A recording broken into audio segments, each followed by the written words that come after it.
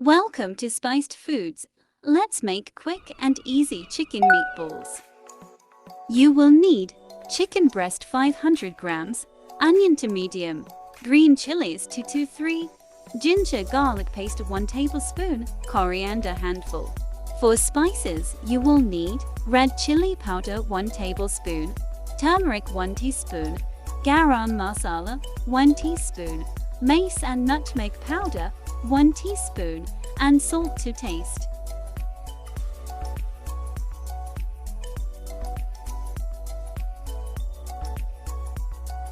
Transfer everything into a food processor or a chopper.